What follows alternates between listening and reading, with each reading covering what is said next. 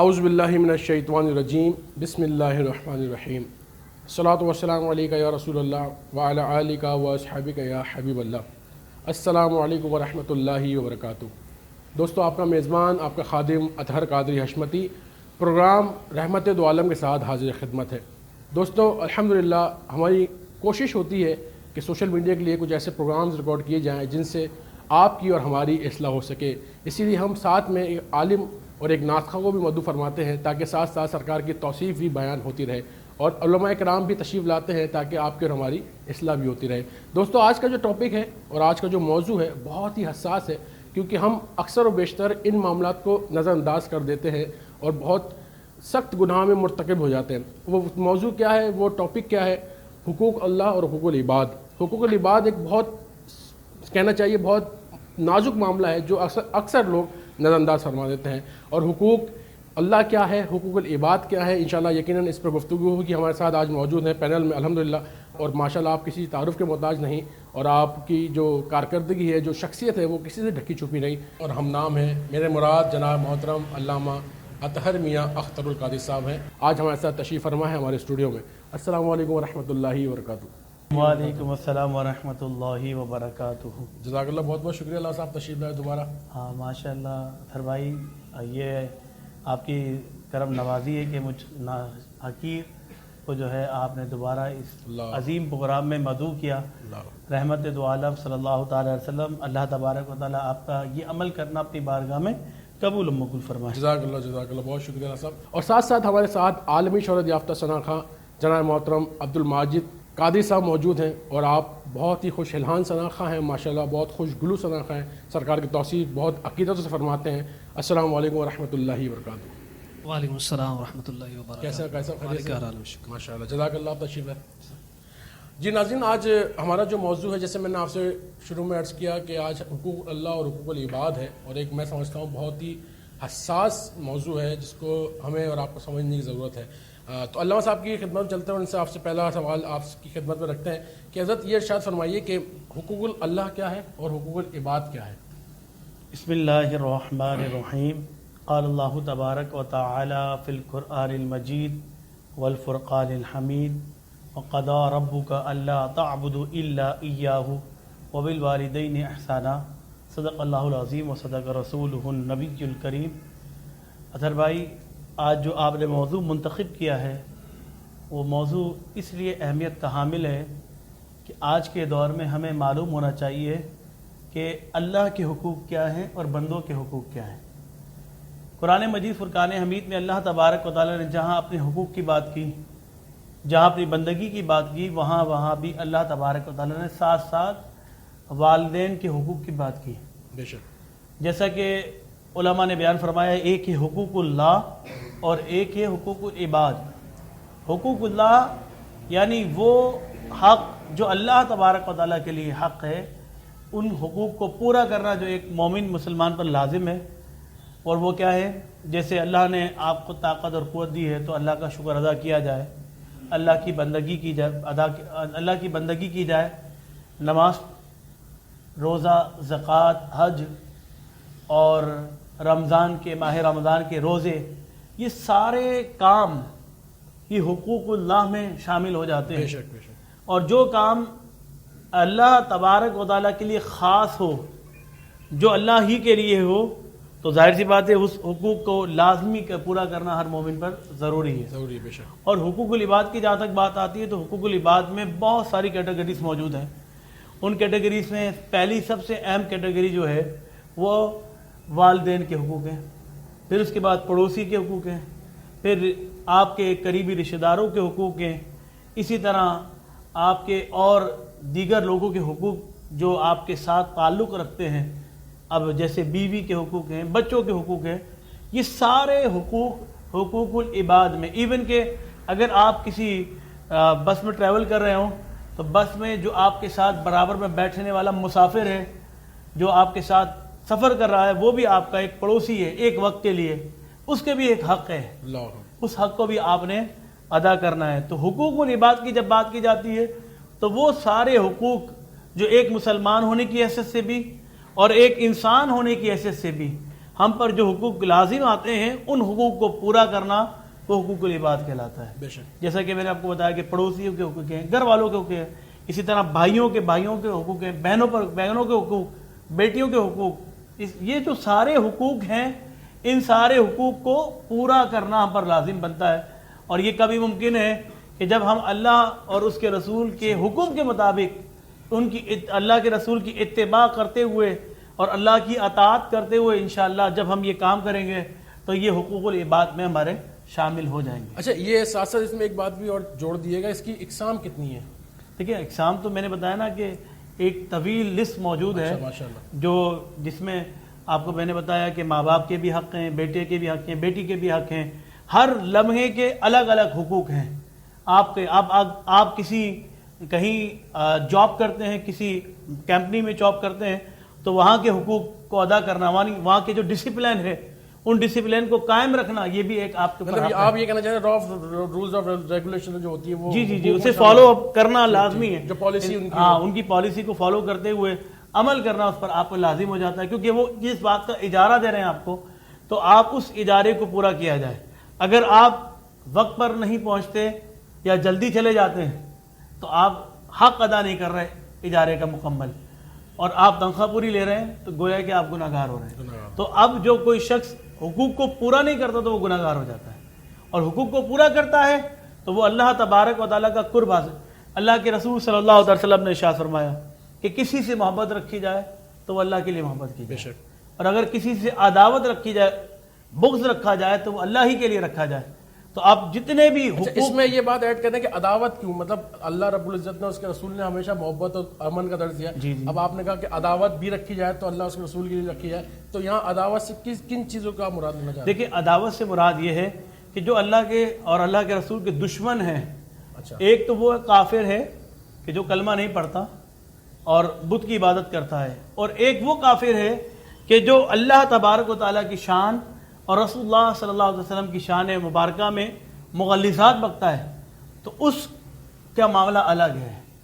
لیکن کافر ہونے کی حیثیت سے ہم دونوں کی تعظیم نہیں کریں گے.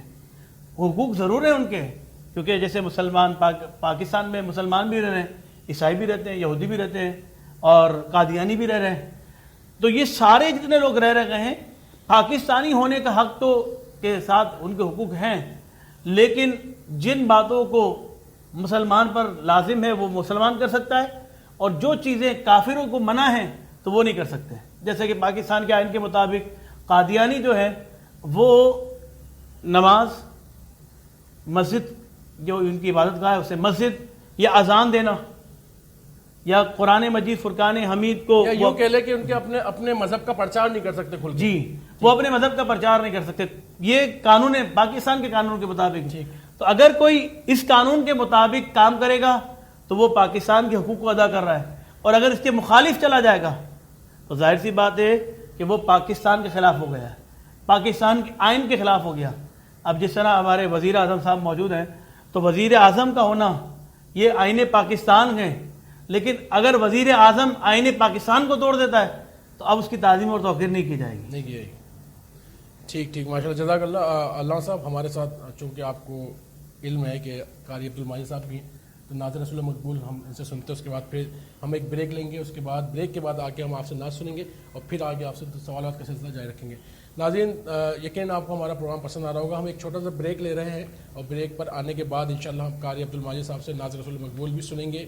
اور کہیں مت جائیے گا, اپنا خیال رکھیے گا. السلام علیکم ورحمۃ اللہ وبرکاتہ.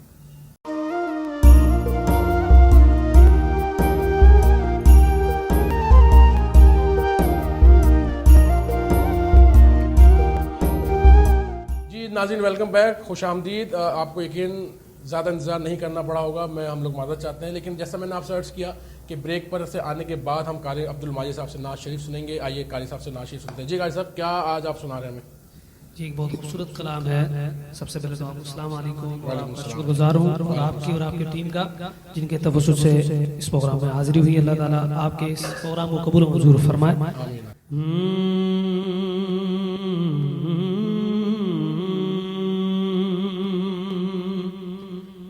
جو عشق نبی کے جلووں کو جو عشق نبی کے جلووں کو سینوں میں بسایا کرتے ہیں، جو عشق نبی کے جلووں کو سینوں میں بسایا کرتے ہیں، اللہ کی رحمت کے بادل ان لوگوں پہ سایہ کرتے ہیں، جب اپنے غلاموں کی آقا تقدیر بنایا کرتے ہیں، تقدیر بنایا کرتے ہیں، جنت کی سند دینے کے لیے، جنت کی سند دینے کے لیے روزے پہ بلایا کرتے ہیں، جنت کی سند دینے کے لیے روزے پہ بلایا کرتے ہیں،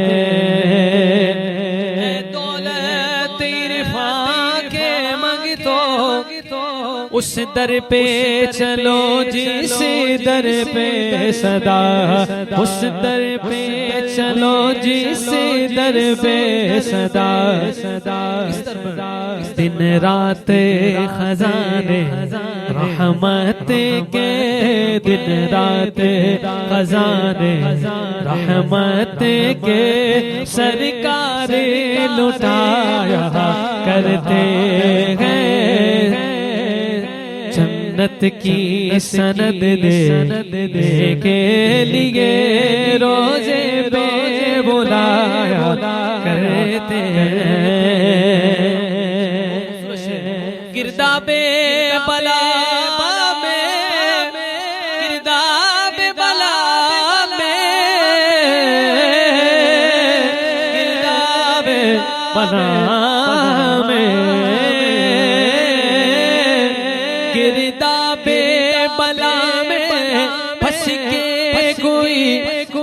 طیبہ کی جانب تکتا ہے، طیبہ کی جانب تکتا ہے، سلطان مدینہ خود آ کر، سلطان مدینہ خود آ کر کشتی کو تیرایا کرتے ہیں، جو عشق نبی کے جلووں کو سینوں میں بسایا کرتے ہیں۔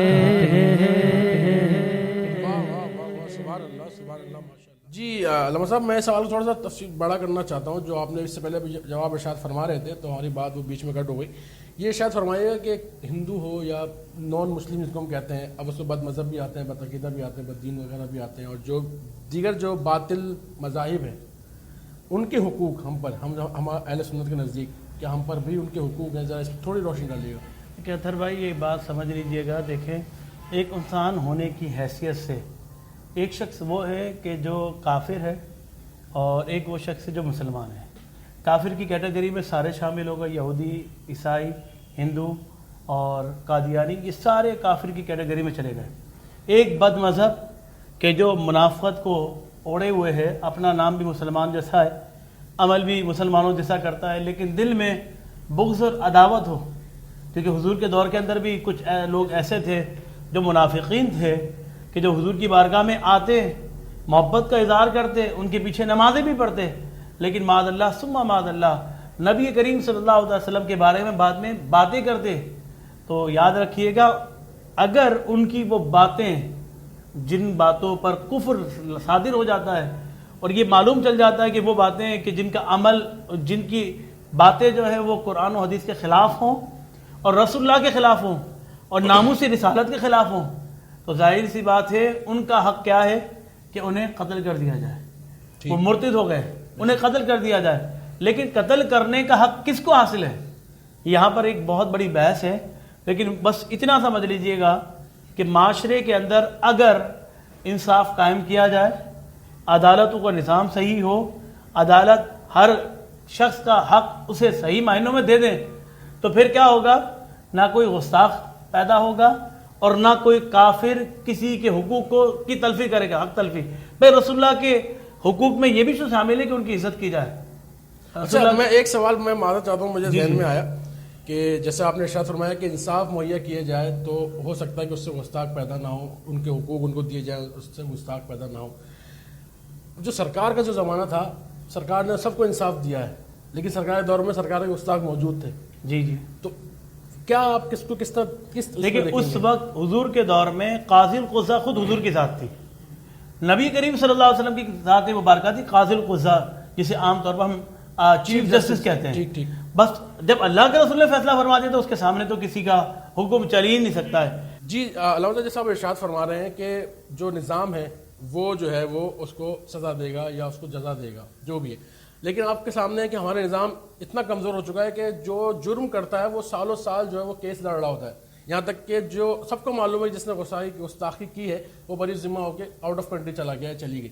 اب سوال میرا یہ ہے کہ اگر کوئی ایسے موقع پر کوئی شخص قتل کرتا ہے اس کو، تو اس پر کیا حکم لاگو ہوگا؟ دیکھیں اطہر بھائی، بات یہ ہے کہ عدلیہ کا نظام سب سے پہلے وہ نظام اگر غلط ہے تو اس نظام کو درست کیا جائے۔ ٹھیک۔ دوسری بات یہ ہے کہ جو چیزیں پروف ہیں ان پروف کو منظر عام پر آنا چاہیے، اس میں ابہام پیدا نہ کیا جائے، کیونکہ ہوتا کیا ہے کہ یہاں پر وہی بات آ گئی کہ ظالم جو ظلم کرنے والا ہے، جس کے پاس طاقت ہے وہ ظلم کر رہا ہے۔ اللہ کے رسول کی بارگاہ میں وہی سے سوال کیا گیا کہ حضرت زید سے کہا گیا کہ فلانی عورت ہے، اس عورت کو جو ہے کیونکہ اس نے چوری کر لی ہے اس کے ہاتھ نہ کاٹے جائیں۔ درخواست لے کر گئے، اور کیوں لے کر گئے کہ بھائی یہ لے کر جائیں گے کیونکہ اللہ کے رسول کے بڑے پیارے ہیں، محب ہیں، اللہ کے رسول کے بڑے قریب ہیں، یہ جب اللہ کے رسول کی بارگاہ میں سفارش کریں گے تو اللہ کے رسول کی بات کو مان لیں گے۔ تو اللہ کے رسول نے کیا ارشاد فرمایا کہ اگر اس کی جگہ فاطمہ بنت محمد صلی اللہ تعالی علیہ وسلم بھی ہوتی تو میں قانون جو قرآن میں اللہ نے بیان فرمایا ہے میں اس کے ہاتھ کاٹ دیتا، کیونکہ قرآن جہاں پر انصاف ہوگا تو وہاں پر بے انصافی نہیں ہوگی، اور جہاں پر بے انصافی ہو رہی ہے، جس نظام کا بگاڑ پیدا ہو چکا ہے، تو اس پہلے نظام کو ہمیں درست کرنا پڑے گا، کیونکہ اگر یہ درست ہو جائے گا تو پھر گستاخ رسول کو کوئی خود قتل نہیں کرے گا، پھر وہ انصاف کے لیے عدالت میں لے کر جائے گا، انصاف کے لیے ان کے جو اس پر جو اس نے باتیں کی ہیں ان باتوں کو پروف کیا جائے گا عدالت کے اندر، پھر عدالت اسے جو ہے وہ کیفر کردار تک پہنچائے گی۔ لیکن اگر کوئی شخص اسے اپنے ہاتھ میں لیتا ہے، اور ظاہر سی بات ہے قانون کو ہاتھ میں لینا آئین پاکستان کے مطابق، میں قرآن و حدیث کی بات نہیں کر رہا، پہلے آئین پاکستان، کیونکہ ہم ایک پاکستانی شہری ہیں، تو آئین پاکستان کے مطابق وہ عمل وہ اس کا جائز نہیں ہوگا آئین پاکستان کے مطابق، اور پھر قرآن و حدیث کے مطابق تو قرآن ہمیں یہی کہتا ہے اور حدیث بھی ہمیں یہ بتاتی ہے کہ قیامت کے دن ہر وہ شخص جو نگران ہے اس سے اس کی رعایا کے متعلق پوچھا جائے گا۔ تو جو حاکم وقت ہے آج کے دور میں اس سے پوچھا جائے گا قیامت کے دن کہ تمہارے دور کے اندر یہ کام ہو رہا تھا تم نے کیا کیا۔ تو قیامت کے دن، کیونکہ یہ بھی تو ہے نا، قیامت کا تو بھی انتظار کرے نا، ظلم کرنے والا ظالم جتنا بھی ظلم کر لیں قیامت کا تو انتظار کیا جائے نا، قیامت کے دن اللہ ناانصافی تو نہیں کرے گا، آپ اللہ پر چھوڑ دیں معاملہ۔ انشاءاللہ ہماری یہ امید یہی ہے کہ قیامت کے دن اللہ تبارک و تعالیٰ جو ہے وہ صحیح فیصلہ فرما دے گا۔ بے شک۔ اچھا، آخری سوال میں آپ کی خدمت میں کرنا چاہتا ہوں، آخری سوال ہے اور میں ناظرین ہمارے پروگرام کو دیکھ رہے ہیں، یہ ارشاد فرمائیے کہ حقوق اللہ کا معاملہ زیادہ سخت ہے یا حقوق العباد کا؟ دیکھیں جہاں تک حقوق اللہ کی بات ہے تو اگر بندہ حقوق اللہ میں کوئی کوتاہی کر جاتا ہے، مثال کے طور پر نمازیں چھوڑ دیتا ہے، زکوٰۃ اس پر واجب ہو گئی اور زکوٰۃ نہیں دیتا، حج اس پر واجب ہو چکا ہے حج نہیں کرتا، ماہ رمضان کے روزے آ جاتے ہیں اس پر واجب ہو جاتے فرض ہو جاتے ہیں لیکن وہ نہیں رکھتا، تو اللہ تبارک و تعالیٰ پر ہے کہ اللہ چاہے تو اسے معاف فرما دے، بے شک، اللہ چاہے تو نہ معاف فرمائے۔ لیکن قیامت کے دن کیا ہوگا؟ قیامت کے دن اللہ تبارک و تعالیٰ وہ جو شخص جس کو اس نے کسی کو گالی بکی، کسی پہ الزام تراشی کی، کسی کی غیبت کی، کسی کو برا بلا کہا، حدیث مبارکہ میں اللہ کے رسول نے پوچھا صحابہ یہ بتاؤ مفلس کون ہے؟ تو صحابہ نے عرض کیا رسول اللہ مفلس تو وہ ہے جس کے پاس فلوس نہ ہو، جس کے پاس پیسے نہ ہو. بھائی مفلس وہ ہوتا ہے جس کے پاس پیسے نہ ہو. لیکن اللہ کے رسول نے ارشاد فرمایا مفلس کون ہے کہ قیامت کے دن وہ نیکیوں کی انبار لے کر آئے گا. اللہ اکبر. اتنے ہوں گے کہ پہاڑوں کے برابر اس کے پاس نیکیاں ہوں گی، لیکن اللہ کی بارگاہ میں جب وہ پہنچے گا تو شخص آئے گا، ایک شخص آ کر کہے گا کہ مالک مولا یہ وہ شخص ہے کہ جس نے مجھے گالی بکی تھی، یہ وہ شخص ہے کہ جس نے مجھ پر الزام تراشی کی تھی، مالک مولا یہ وہ شخص ہے جو میری غیبت کیا کرتا تھا. تو اللہ تبارک و تعالیٰ حکم دے گا کہ اس کی نیکیوں کو لے جاؤ. وہ انبار لے کر آیا، پہاڑ لے کر آیا نیکیوں کے. آہستہ آہستہ اس کی نیکیاں ختم ہوتی چلی جائیں گی، اور پھر کیا ہوگا کہ نیکیاں بالکل ختم ہو گئیں، اور پھر ایک شخص آ جائے گا کہے گا کہ مالک مولا اس نے مجھے ناحق مارا، قتل کیا یا ناحق مارا. تو پھر اللہ فرمائے گا تیرے جتنے گناہ وہ اس کو ڈال دیے جائیں. اللہ اکبر. تو یاد رکھیے گا کہ حقوق العباد تب ہی معاف ہوں گے جب بندہ معاف کر دے گا، اور حقوق اللہ چاہے تو جب معاف فرما دے. اللہ چاہے تو وہ ذرہ نواز ہے، وہ چاہے تو چھوٹی سی نیکی کی وجہ سے کسی کو جنت میں داخل فرما دے، اور وہ چاہے کہ چھوٹے سے گناہ کی وجہ سے کسی کو جہنم میں داخل فرما دے. یہ اس پر منحصر ہے، یہ اس کی ذات مبارکہ ہے، وہ چاہے تو کر سکتا ہے. لیکن جب بندوں کے حقوق آئیں گے تو پہلے اس بندے سے معافی مانگنا لازمی ہے. پہلے اگر ماں باپ کا نافرمان ہے تو ماں باپ سے معافی مانگنا لازمی ہے. بھائیوں سے قطع تعلقی کرنے والا تو وہ بھائیوں سے پہلے معافی مانگنا اس کے لیے لازم ہے. اسی طرح اگر وہ دوستوں یاروں پر الزام تراشی کرنے والا ہے تو دوستوں یاروں سے بھی معافی مانگنا لازم ہے. یعنی کہ اگر ہم اس کو یوں کہیں کہ حقوق العباد زیادہ سخت معاملات ہیں. دیکھیں سخت ہے دونوں، ایسا نہیں ہے کہ دونوں کو کمپیریزن کیا جائے تو ایک اوپر ہے اور ایک نیچے، نہیں، دونوں برابر ہیں، ضرور ہیں. ہمیں تو امید، دیکھیں ہے کیا ایمان، کیا ہے امید اور خوف کے درمیان کا راستہ ہی ایمان ہے. امید کیا ہے کہ اللہ تبارک و تعالیٰ اپنی رحمت سے معاف فرما دے گا. ہم عمل کرتے ہیں، اس قابل تو نہیں ہے کہ ہماری عبادت اللہ کی بارگاہ میں مقبول ہو جائیں گی، لیکن ہم امید کے ساتھ عمل کرتے ہیں، ہم امید کے ساتھ سجدے کرتے ہیں کہ یہ جو ہم نے سجدہ کیا ہے اللہ نے شاید قبول کر لیا ہوگا. اور خوف یہ بھی رہے کہ شاید ہماری نمازیں اس قابل ہی نہیں ہے کہ قیامت کے دن ان نمازوں کی وجہ سے ہم معاف ہو جائیں، ان نمازوں کی وجہ سے ہم عبادتوں کی وجہ سے جنت میں داخل ہو جائیں. نہیں، بس صرف اور صرف اللہ کی رحمت سے جنت میں. امید اور خوف کے درمیان، دونوں درمیان میں رہنا یہی ایمان کی علامت ہے. واہ واہ، جزاک اللہ. علامہ صاحب بہت بہت شکریہ، آپ نے بڑی مدلل گفتگو فرمائی. اللہ رب العزت آپ کے علم میں اور عمل میں برکت عطا فرمائے. آمین. اور جزاک اللہ خیرہ کہ آپ ماشاءاللہ اتنے قیمتی وقت میں سے آپ ہمیں وقت عنایت فرماتے ہیں.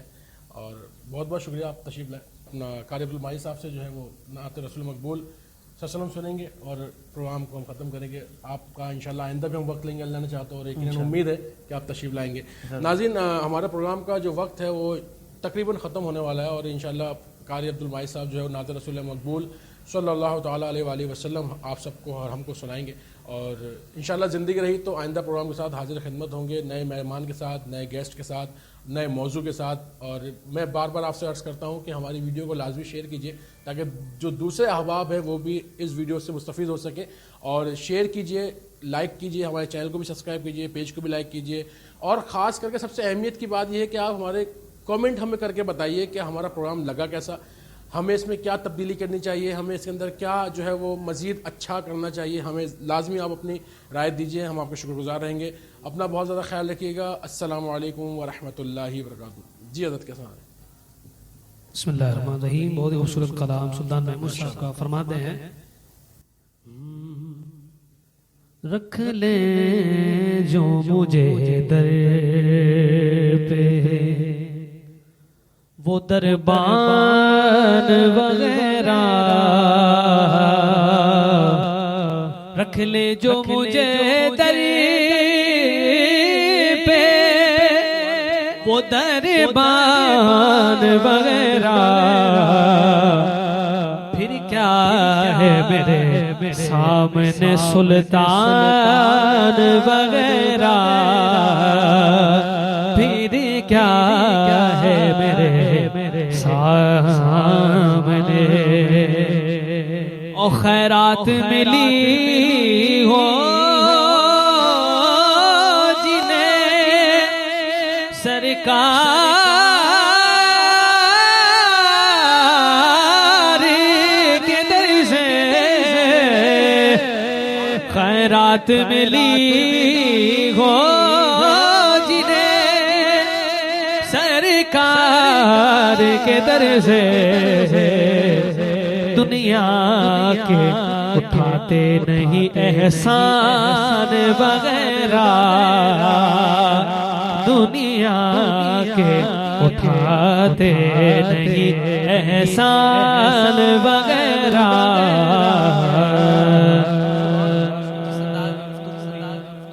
آئین کے حوالے سے بھی کچھ جو ہے اپنی لالچ کی وجہ سے بک جاتے ہیں اور کیا بیان کر دیتے ہیں گستاخوں بھی چھوڑ دیتے ہیں لالچ میں آکے مگر اصل منصب کس کا ہے کہتے ہیں شاعر آقا کی چٹائی کی تو وہ شان ہے واللہ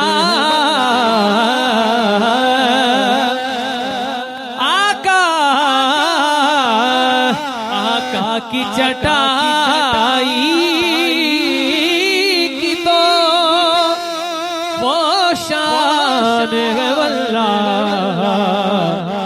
بس نام کے تخت سلیمان وغیرہ بس نام کے تخت سلیمان وغیرہ اور آئے تو صحیح آپ کے مانگتے کے مقابل آئے تو صحیح آپ کے مانگتے کے مقابل جتنے بھی زمانے کے سلطان وغیرہ جتنے بھی زمانے کے سلطان وغیرہ جو مجھے در پہ دربان وغیرہ